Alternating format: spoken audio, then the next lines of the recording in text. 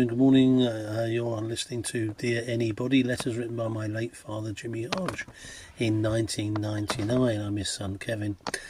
We got to the 12th of July, and apologies for skipping a few days. I'm not quite sure what happened to those pages, but they were not within Dad's book, so I'm not sure if something happened or I pulled out too many.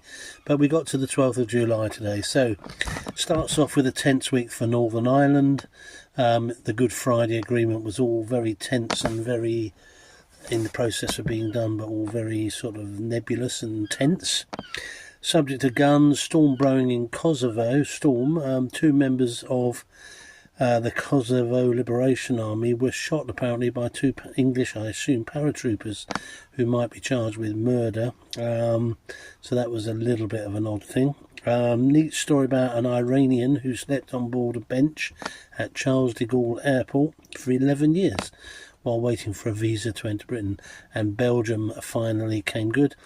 I'm sure it reminds me of the story, was it The Terminal with Tom Hanks, where a guy came and tried to get into the US but just couldn't, so lived in the airport for some weeks.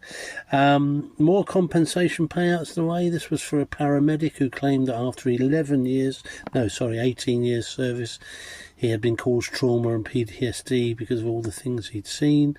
Dad wasn't very sympathetic, as you can imagine, and said, look, what about all the folks who suffered the World War II, and do we ever hear from those folks who suffered? So not much sympathy from Jimmy there.